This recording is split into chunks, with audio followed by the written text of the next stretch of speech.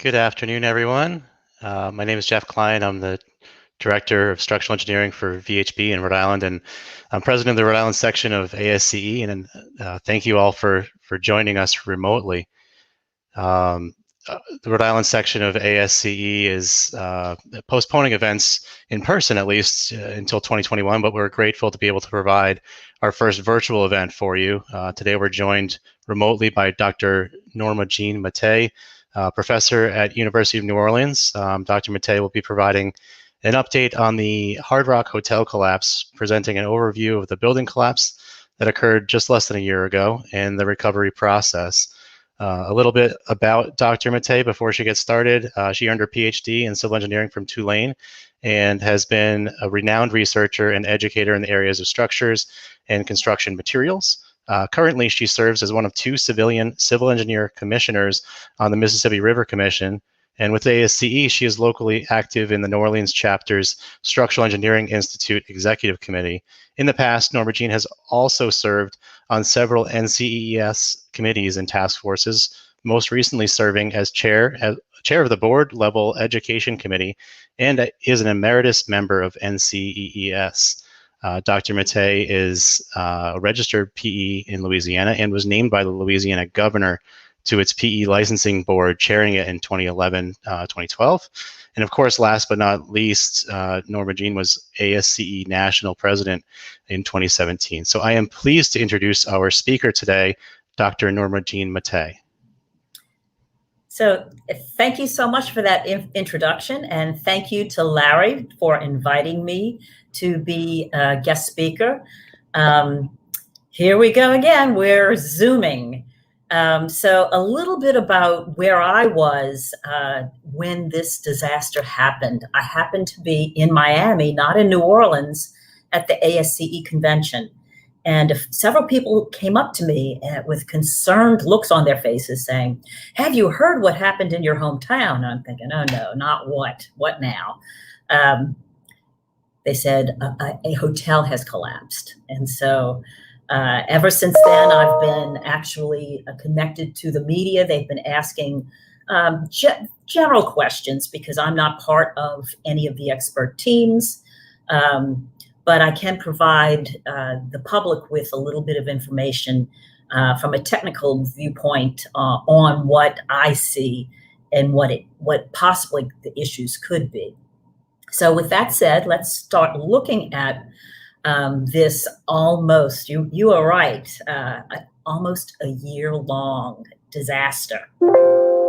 So what I'll start talking about initially is this hotel was not planned to be a disaster. It was planned to be a roaring success, and it should be in operation. They were hoping to be open in late February of this year, so this past February for Mardi Gras.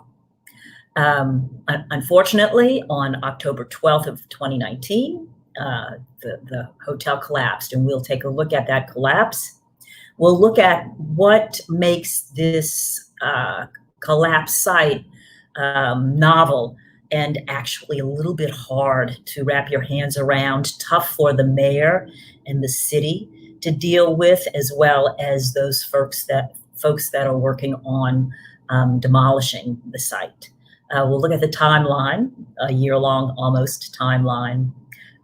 Part of that is going to be wrapped around the crane implosions. Then we'll look at the preliminary OSHA citations. I checked to see if any of those had been finalized. I didn't see anything, but to be honest with you, I didn't look that hard. But I do have some preliminary citations that OSHA put out in early April. And then if I have time, we can talk a little bit about investigations of disasters by type, and if how this investigation was handled might be the best way. So with that, let's take a look at the collapse site. So this is a picture here of the hotel from, this is probably drone footage very, very early on, because you can see that the streets have not been blocked yet.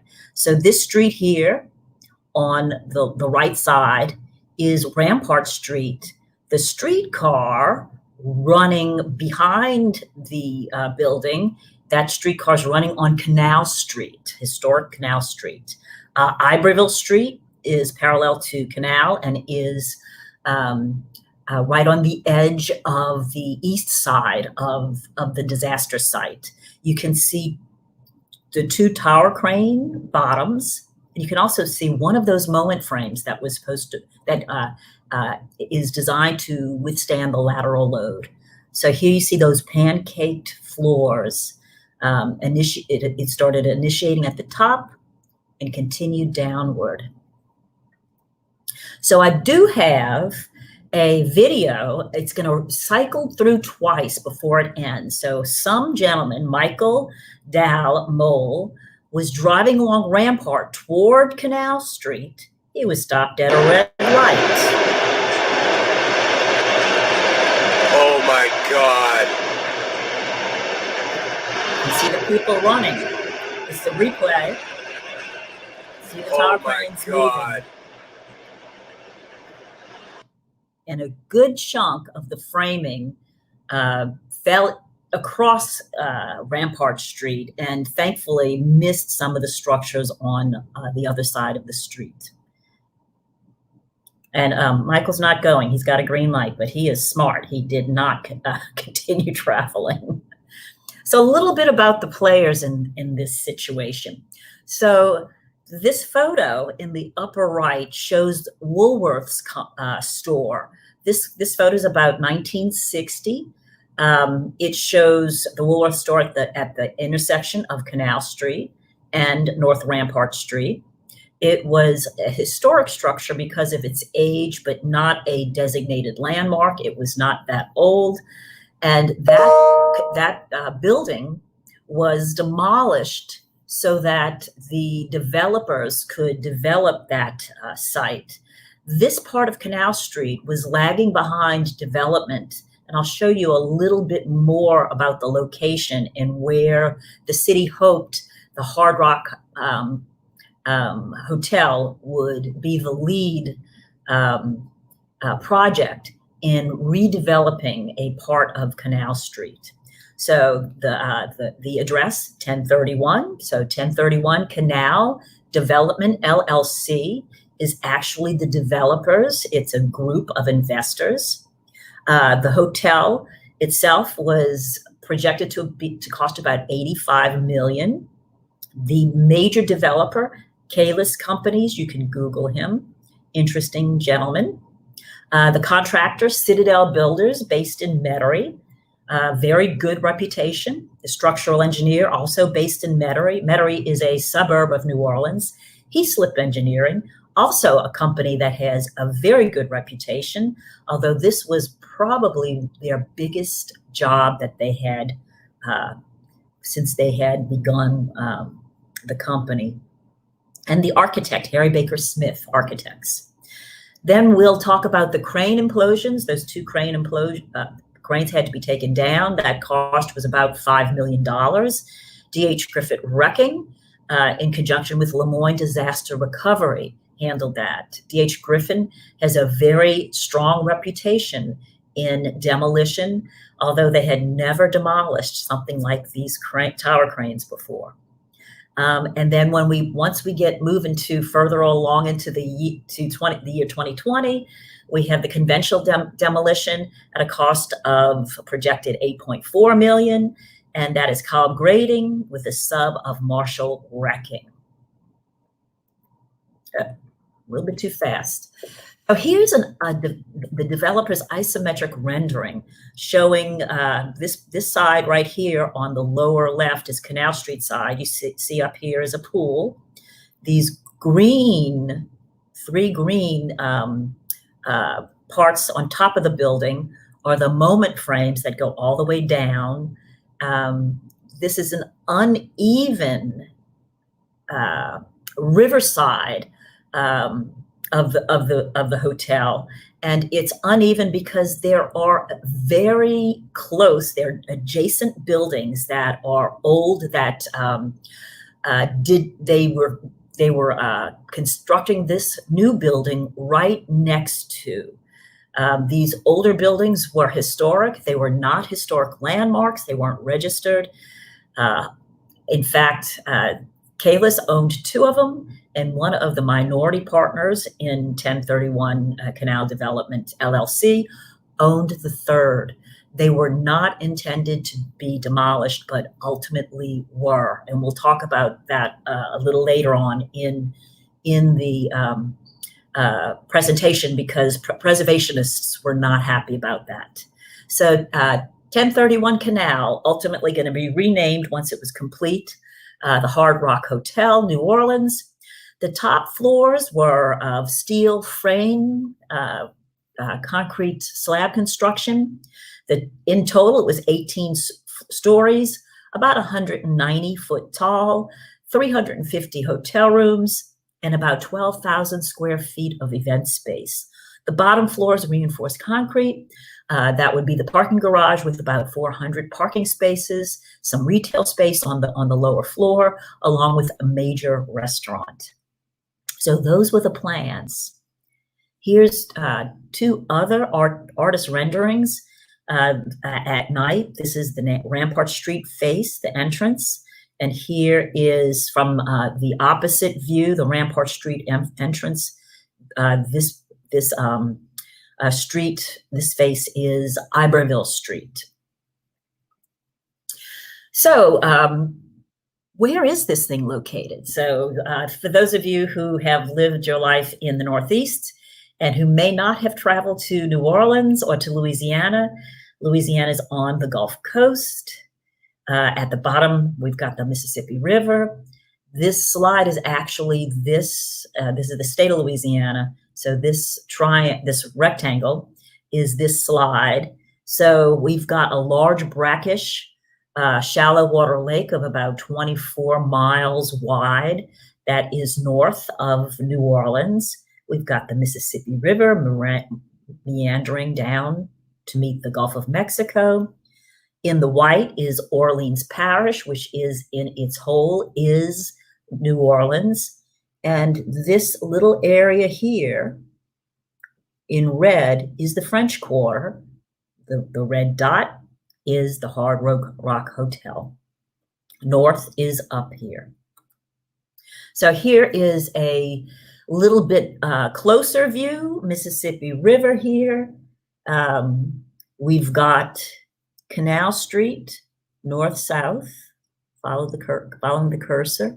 We've got Rampart Street as the north boundary of the French Quarter. The French Quarter shown in rows. And in this upper left corner of the French Quarter is the location of the Hard Rock Hotel site. So you can see that the Superdome right here in green, the green is the CBD. So this is the Central Business District. The Hyatt Regency just south of the dome had undergone a fairly recent extensive renovation, a lot of things going on in the city here, and of course the French Quarter, and a thriving warehouse or arts district in yellow. So the city was trying to get some investment in this portion of Canal Street that is on the side of this. This is Armstrong Park, where Mahalia Jackson Theater is in purple, where the New Orleans Opera plays. If you go east, which is to the right, you get to the Faubourg Marigny and the Bywater area. If you go to the west, which is left, you go uptown, and lower left is the Garden District, for those of you who may have come to the city and enjoyed some of those locales. So that's where the site sits. It's right on the edge of the French Quarter. The Vieux Carré Commission is the commission tasked with maintaining the historic nature of a very historic area. The French Quarter is where the beginnings of New Orleans back in 1718, so 300 years ago. So that historic nature is very much preserved. And The Vieux Commission does not have authority along the corridor of Canal Street. That was a main street of the older city, and had a lot of businesses. So there was not the height restrictions that you see in the French Quarter. So you won't see tall buildings in the French Quarter because 3 stories was pretty high back in the 1700s. But along this stretch, there's another commission, the Central Business District, Historic District Landmarks Commission, actually stewards this area and the historic nature of the buildings that are along Canal Street and within the CBD. So there's some I'm going to try and not hit this. It's my laptop sensitive, or maybe I just got off of a plane. I'm in DC. I finally got to the hotel. So complicating factors because of the historic nature of the area. So on the left, you see a blow up. Red is the Hard Rock Hotel site. The yellow lines within the red are those tower cranes. Right across Rampart Street, Rampart's right here, we've got the Sanger Theater, built in the 20s. Just to the east, we have the New Orleans Athletic Club, one of the oldest health clubs in the United States. About a block away, we've got 2 19th century Creole-style cottages. We've got several different other historic structures, none of them with historic landmark designations. So notice this one here, and then one right here are going to eventually come down. We've got the Pickwick Club, and we've got the Lowe State Palace Theater, also a very old, very historic structure in close proximity to this collapse site. And that brings us to Mardi Gras. So Mardi Gras brings in a lot of visitors every year. It's always Mardi Gras itself. The day of Mardi Gras is the day before Ash Wednesday, the beginnings of Lent. So it's Mardi Gras, Fat Tuesday. It's where you party all out because the next day you're entering the Lenten season. But it's not just one day. It's actually about a month worth of parades, starting with the first 2 weeks, some foot parades and smaller parades, marching groups, and then the last 2.5 weeks with those major parades. And so this figure on the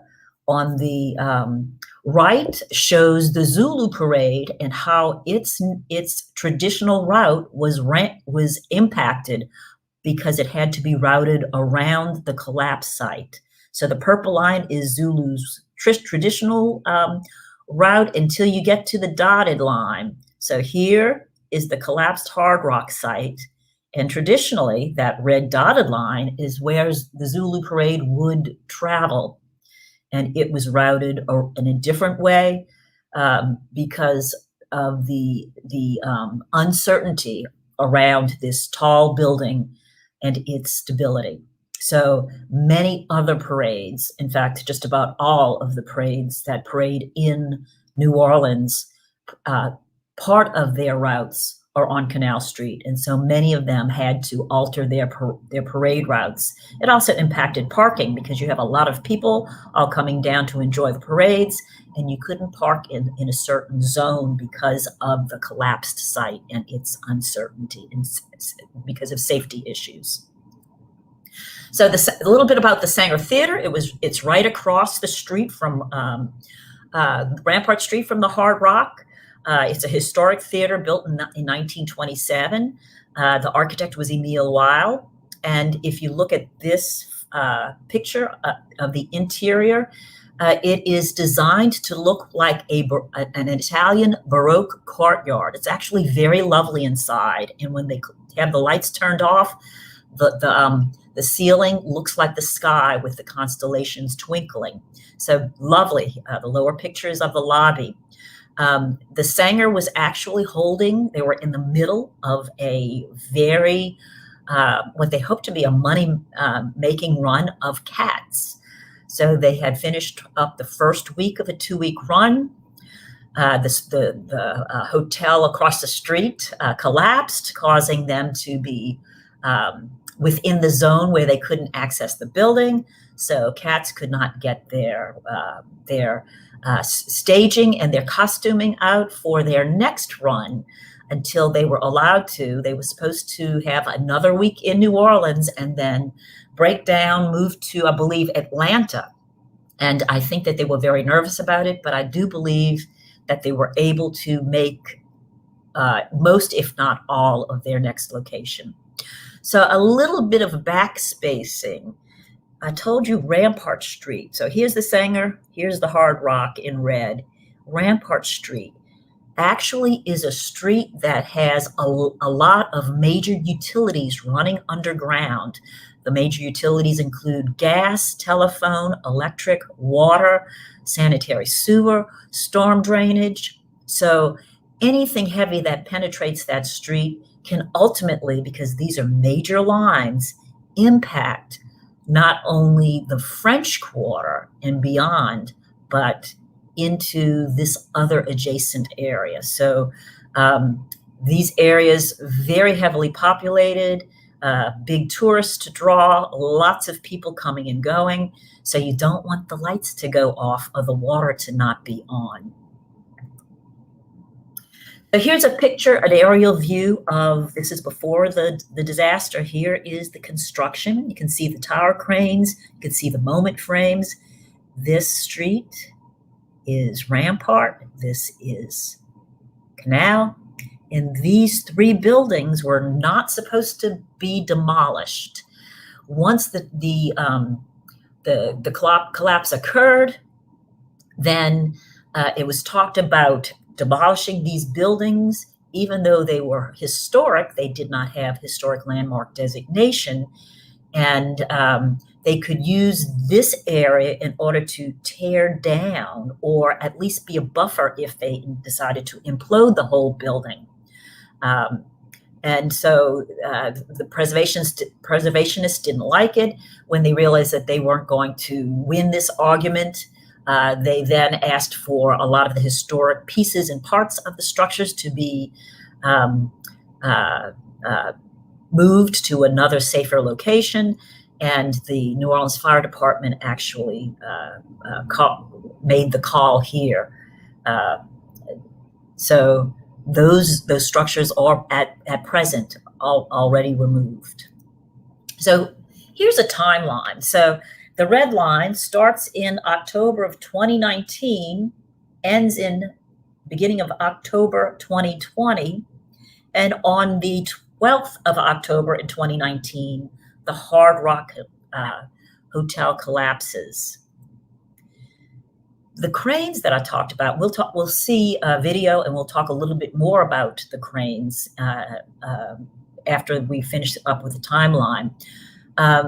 Those cranes were imploded on the 20th. They were damaged. This is October. We're still well within, but we're going closer toward the end of hurricane season.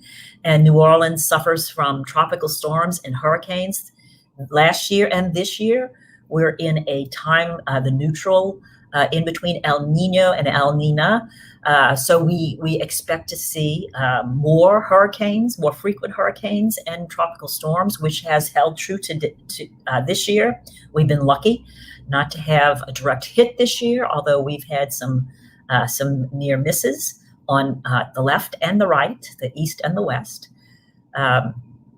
But the winds associated with tropical storms, hurricanes, and just a frontal system can be pretty significant. So those wind gusts could impact those damaged cranes, and those cranes are on the Rampart Street side, leaning toward the Sanger. So in order to not have wind take down these cranes in an uncontrolled way, these cranes, by the way, weigh about 150,000 pounds with counterweights of about 50 tons. You don't want something like that coming down in an uncontrolled manner. So that was the everybody's attention involved in this. They were focused on imploding these cranes first. So after that was pretty much successfully done. Then the talk was, well, do we partially demolish this? How bad is the damage? Is the issues more local, or there are problems that are more systemic in nature? And then actually by imploding the cranes, they flung the counterweights into the building, causing more damage. So what was the condition of the building after this? Was some of the building salvageable? So then we come on Thanksgiving. So we're coming up on Thanksgiving, and the mayor of New Orleans, LaToya Cantrell, is feeling uncomfortable. She's got to keep this site secure. We've got a lot of tourists in town. They want a piece of the hard rock. She also wants it done fast. So a partial demolition is not going to be very fast. Neither is an old-fashioned piece-by-piece demolition. She wants the whole thing imploded because she saw how fast the implosions worked for the cranes.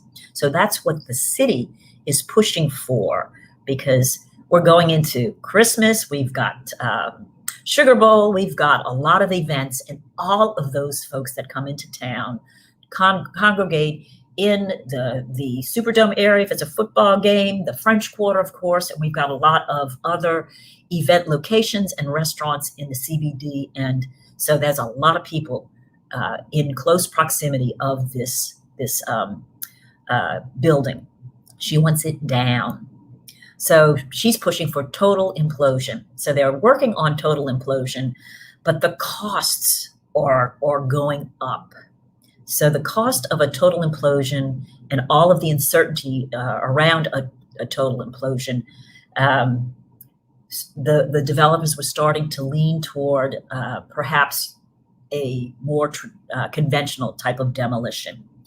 So then we go into Mardi Gras season. Nothing's going to happen. We're not going to implode the buildings because we've got too many people in town really close to it, and we're not going to really start a lot of conventional demolition with all the trucks involved with debris removal as you take it down piece by piece, because, as I said, we've got people all over the place and parades that are going down very close to this site.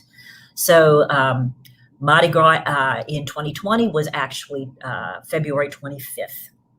So they're moving now to total implosion, more than likely. Then we have COVID hit. So the Governor Edwards, declares a stay-at-home order beginning on March 22nd through May 15th. And then after May 15th, we move into phase 1. Now, COVID impacts this process because now just how many people are going to come to work. Some construction contractors were able to get to work, including these folks, without having as many people around. So traffic is greatly lessened in the area. Not a lot of tourists coming into town. Not a lot of people traveling into the CBD because they're working from home, but a lot of people not working. They're staying at home. So this impacted the actual demolition. So by now, OSHA citations have come out. So that's April 2nd, the preliminary citations, and we'll take a look at a few of them, not all of them. Then it's decided we are going to demolish this damaged building using a conventional technique, piece by piece. Demolition begins. It was hoping to begin in right in the middle of April. It actually begins May 15th at the end of, as we moved into phase 1 of our COVID new way of doing things. Then we have our last body. There were 3 people killed in this accident, and 1 body was recovered very quickly. 2 were not. 1 was removed a little bit prior, maybe a day or 2 prior to the last body, and that was removed in August 18th of 2020. We're projecting now that the The demolition will be complete sometime in January of 2021, if the weather cooperates.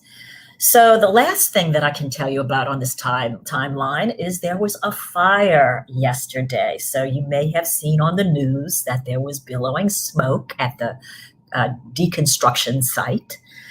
Some roofing material started burning, and we'll see some photos. The last two slides of this presentation are all about the fire that occurred yesterday on the site. So let's move to how in the heck do you get rid of these tower cranes? They're pretty darn big. Here's the counterweights. This is the western one. This is the eastern one. This is the rampart face, where most of the damage occurred. You can see the pancaked slabs here. You can see that some of that steel, which should have been there, was removed with the initial collapse. And you can see the 3 moment frames very clearly. So the crane implosion. This is a plumb line, and this is this tall crane. So they're Liebherr tower cranes. They're from the Morrow fleet. One was at about 270 feet in height, and the other was at 300 feet in height.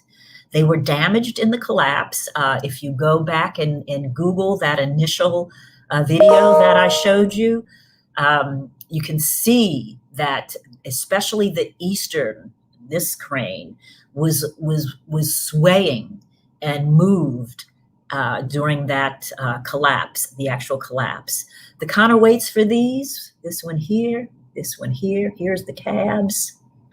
I don't know the exact model number of these tower cranes, but I'm estimating that they're about 50 tons. They're pretty serious. So how did D.H. Griffin plan to take these down? Well, in order to make sure that everyone would be safe, and they were using dynamite, there was a temporary evacuation zone. So no vehicles or pedestrians here, and a bigger zone where you had to eliminate all folks. You had to stay inside there if you were in the orange. So these photos are setting up the explosives. So you've got damaged tower cranes that are leaning. They are of unknown stability. So you've got people that typically these cranes would aid in taking themselves down, and there would be a lot of personnel involved on the cranes themselves during this set up and take down process. You don't want personnel hanging on these damaged tower cranes. So they brought in a smaller crane, and from it is hanging this cage. So in the photo on the upper right, you can see 2 gentlemen in fluorescent green in a cage that is hanging by a cable from the smaller crane, right up close and personal to the damaged tower cranes in yellow. These black bags are the explosives. So they are hanging in a cage pretty high up, putting explosives on these cranes. So here is, and I don't know if this is the exact model, but this is Morrow Equipment's graphic on the crane. Here's the counterweight, the cab, jib, tower, and it's pinned here. So if you can take care of these cables, the thought was this would swing down, this would swing down, take it here, and then it would just unfold like an umbrella and come down into the footprint of the building, and not on Rampart Street, which is it's right up close to, which has all of those utilities, and definitely, hopefully not on top of the Sanger Theater, which is right across the street. So that's what they planned on doing. Let's see how it did. So this is a photo captured as those explosives were detonated. So here is a video. So this video, we're going to first see from this angle the implosions. You're going to see this part of this tower crane plus this part of the jib go full 180 and jab into Iberville Street. You'll see that this jib is going to hang ultimately over Canal Street. And then we'll see from another view from the riverside along Canal of the westernmost crane. So here we go. You'll see the explosions get set off. The counterweights are going to swing into the building. That's good. Heaviest things. The eastmost top of the tower plunging into Iberville Street. It cut through only a sanitary sewer line, missed the major lines on Rampart, so that was good. And then you can see here, the westmost crane has a portion of it hanging over the building, over Canal, so requiring that traffic not be allowed to travel along Canal Street in the proximity of the building. So in a few minutes, you'll see, well, in a few seconds, there goes another angle. That's the westernmost.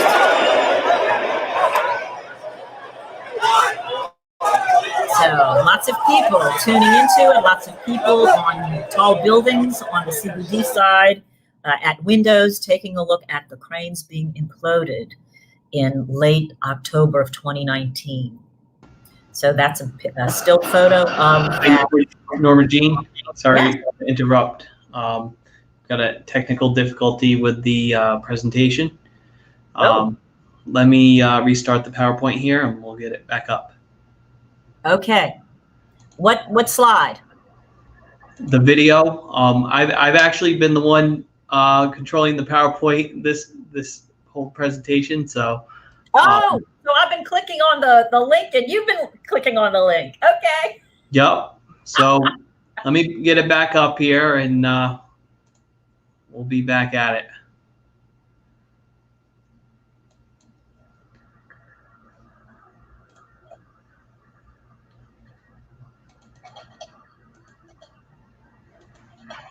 So tell me when we get to the photo right after the video. Am I seeing what you see?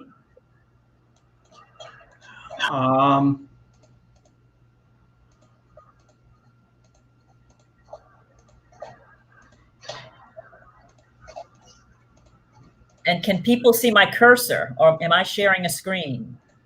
I've been trying to keep up with my cursor. Oh, okay. Because I've been using my cursor to point out things. Oh. Okay. We're finishing up the last part of the crane implosion video, and the second event that occurred. Okie dokie. So we'll let that play through. Okay, let me know when you're on the next slide.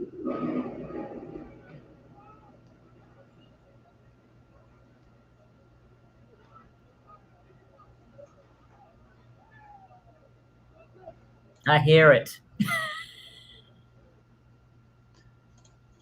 Okay, now we're on the still picture of the crane. Okay, so now you can see the west tower crane. It is hung up on that moment frame on the west side, and the jib is hanging over the building and over Canal Street, so causing some changes to traffic patterns to continue to occur. So this is one of the first things that they wanted to take down when they started demolition. So next slide. Demolition of the Hard Rock, piece by piece, the whole old-fashioned way. So the next slide shows the location of the two bodies that were still at that time in the collapsed site. So you can see the two bullseyes. Those are the locations approximately where those two victims were located. So actually taking down the building piece by piece allowed the bodies to, I think, remain relatively less damaged than they already were, as opposed to an implosion. So next slide is the plan for the conventional demolition. This was actually the preliminary plan. It started in March, looking at all of the permitting required, and in mid-April, hopes were that the permit would be approved. That it was actually approved in mid-May with some changes to it. So the insurance was the city required that there was much more insurance to be purchased. Smart move, and also another wise move on their part. They required that an engineer be on site at all times, and then that engineer had the ability to stop work. So they didn't have to go to someone who was off-site. That engineer, if something, as they were removing, say a piece of the pancake slab that was on top of another lower slab that was also pancaked, and you don't know if that upper slab is actually holding the lower slab in place. When you remove it, as you see things moving the way that you didn't expect, that engineer would have the authority to say stop. So very wise move on their part. So this is the phased traffic reopening at the top. The middle part is the permitting and also evidence collection and evidence and body recovery. And then the lower third talks about mobilization, the crane setup, and then the tower crane removal, the steel structure removal, and which was supposed to be in January and in June and July of this year, and then the concrete structure removal in August and September. We're not yet seeing a lot of the lower reinforced concrete parking structure removed yet, so we're a little bit beyond schedule. This was, again, the preliminary timeline. So let's move to the OSHA preliminary citations. These went out in April 2nd of this year. So a little bit about OSHA. So the Occupational Safety and Health Act of 1970, through that act, Congress created OSHA, and the whole reason OSHA was created was to ensure the safety and the health of workers. It does this by enforcing standards and also by providing training. So the act covers not only private sector workers and their employers, but also some public sector workers and employers in all 50 states and many territories and the District of Columbia. And here, if I have time, and I doubt it, but I would have liked to have covered at the very tail end the different type of disaster investigations and who actually spearheads those investigations. And I'm not talking about court cases. I'm talking about technical investigations, so that we can learn from these investigations, see if there's something that is going on that is systemic. We're seeing it over and over again, disaster after disaster, so we can change perhaps standards or guidelines, or perhaps this has some one-off nobody thought about, so we can make some modifications in order to actually minimize the chance of this type of disaster from reoccurring.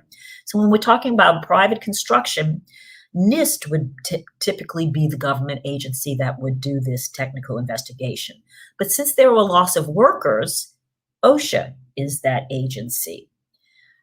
If it's a transportation infrastructure that is involved, then the National Transportation Safety Board goes into its investigative role, and it provides a very detailed technical report. Natural disasters, we see professional organizations such as ASCE put together technical teams, as well as the National Science Foundation, a governmental agency, putting together experts that go in quickly to ascertain what lessons we can learn from this. So different types of disasters or those investigations are led by different agencies. So before we go and look at these citations, let's look at what are the categories of violations as far as OSHA is concerned. So the least serious is de minimis. It has no direct implications on health or safety, and there's no fine or penalty. Other than serious is a non-compliance violation. So it didn't end in anything serious happening, no injuries. There are some lower OSHA fines. A serious violation indicates that the employer knew of this existing hazard that could potentially impact the worker's safety or health. There is an OSHA fine associated. Posting requirements violation is if an employer does not post required safety documentation for their workers to be aware of. There's a fine. A repeat violation is a second posting requirement violation, and that is a big OSHA fine. Failure to abate is a violation that occurs if, given an initial citation, the employer fails to take action. This is a fine that accrues with time until the employer abates. And then finally, the most serious is a willful violation. It's a case of intentional violation and is very serious. If it's linked with an employee death, it is considered criminal, and it is the biggest OSHA fine. So let's take a look at Heaslip Engineering, the structural engineer. Citation 1, the type, serious. So design flaws affected the structural integrity of the building. Floor beams on the 16th floor were under-designed. Remember, the building has 18 floors, so they were almost to the top.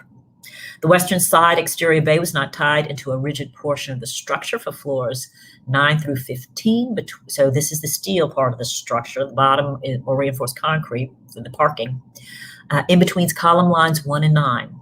And cantilevers on the 17th and 18th floors exceed the manufacturer's guidance for maximum spans. I'll show a picture that is looking upward on the 17th and 18th floors. Citation 2, willful, the only willful violation that OSHA handed out in this whole packet on the Hard Rock. Here it says structural steel connections were inadequately designed, reviewed, or approved, affecting the structural integrity of the connections. I always tell my students when I'm teaching steel design that we pay so much attention teaching them the design of beams and columns that we don't focus on connections, and often in a failure, the connection is the thing that's involved. So here's that picture looking upward. You can see the lower, the bottom of the slabs, and here's that cantilever. So Citadel Builders also has a citation. Citation 1, a serious citation. And so this one talks about that the employer, Citadel, failed to ensure drawings or plans for the beam shoring that were available on the job site. So you may have seen or heard of a Hispanic worker prior to the collapse taking pictures with his smartphone and showing them to a friend. He's speaking in Spanish, and he's showing a bent support. So this is a still from it. This is what he's talking about in translated into English, and you can see that the support is bent. Now, is the support the right support? Was it not strong enough, or was it not placed correctly, or was it not placed in with enough close enough? Were they not spaced closely enough? Don't know. But I believe that citation, that's what it's all about. This is Suncoast Steel, folks. Citation 1, serious type of violation.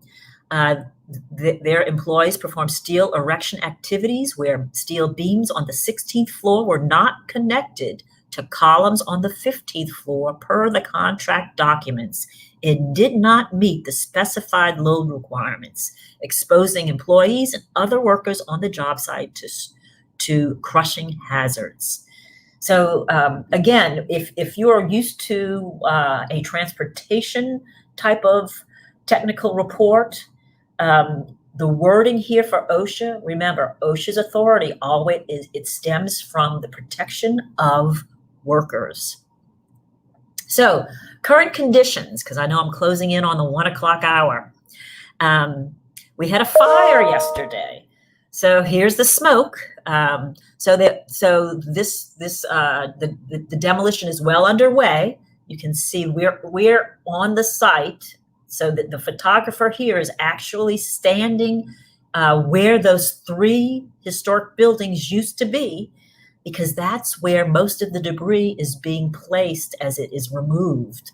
And workers were taking, using torches to take steel girders into smaller pieces so that they could be removed. So the fire now in this picture is out. It was a 1 alarm blaze. No one was injured. You can see this is the NOPD firemen. They're hanging from this crane, spraying water here. So some roofing material was involved. That it was set afire accidentally with these blow torches when these workers were cutting through the steel girders. So in the news again, what next? So that's all I have as far as a presentation. So I'll be happy to take any questions or listen to any comments.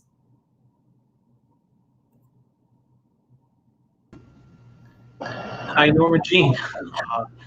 I am Chad Morrison. I'm the president-elect of the Rhode Island section. I don't think that we've received any comments just yet or questions. One thing that I did want to touch base on and highlight, because I've actually been a part of contributing to an update to ASCE's safety policies. So I wanted to bring that up here. We work to contribute to policy number 350, which is the construction site safety policy, updated on July of 2020. Could you speak on ASCE's policies and how they're formulated and what their intentions are? So you're talking about the policies that are used to indicate to the external world what the organization as a whole believes. So we are not a lobbying organization, but we do have a lobbyist, and those those folks work with legislation that's being passed in order to write legislation that is better for actually for society from the point of view of a technical expert such as a civil engineering expert. So those policies are used to guide the organization in what we believe so it just guides lobbyists, and then people, external folks, can understand where we stand on various issues. So I'm not familiar with that safety standard or that safety policy. Yep. So that's one reason why we want to get the word out to our members that definitely these policies are out there for everyone to review, and in job site safety, it's a consideration for all. You're very right. And so I'm wondering if So do you sit on that committee that stewards that specific policy? Yes. Are y'all talking about any lessons learned from the Hard Rock? It's too soon on that. Yeah, I learned so much about it today, so we're certainly going to be discussing it down the line. Yeah, one thing that I did not mention in the presentation, and that this is all about worker safety, is this collapse happened on a Saturday. So these folks were working overtime. Many of the workers were Hispanic. I'm not sure what their capacity for English was, and I'm also not sure about their papers. So this gentleman saw the shoring supports buckling, and from what was known at the time, back, hindsight's 2020, quite a number of workers were nervous about this. Did any of those folks go to their immediate supervisors or even beyond their immediate supervisor with their concerns? So think about it. If you don't know English, and if you might be an illegal alien, are you really going to bring this up to someone who has authority? I think that that's something that we should look at. We really have to understand the impact of having workers speak other languages, and that the impact of having a worker, a hard worker, good worker, but who may not want to speak up because of their alien status. So that may have played a part in this specific disaster. Thank you. I think that that's a great explanation on ASE's role in safety. I'm going to bring Jeff back on the line to close the presentation.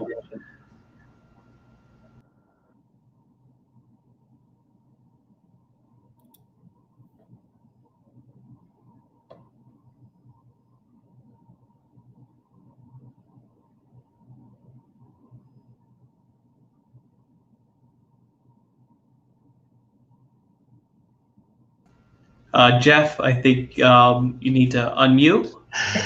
It was bound to happen eventually, right? Okay. So thank you to Norma Jean for your time with us today. Thanks also to Larry Smith for booking today's speaker, and to Chad for making sure I'm unmuted and making sure the mess behind the scenes is a little less messy. In lieu of our standard speaker gifts, ASC Rhode Island has made a $100 donation to Direct Relief. It's an organization that's providing Gulf Coast hurricane relief. And I'd like to thank our attendees that virtually joined us today during their lunch hour. We had over 50 people joining us, so thank you all for your time. Our next event is scheduled virtually for October 20th at noon. We're again going to be doing a lunchtime live stream. We'll be joined by Cliff Schexnader, a construction consultant and scholar who will be speaking on critical thinking in construction. That concludes today's presentation. Thank you all for joining us, and please keep an eye open for future invitations. Thanks, Chad.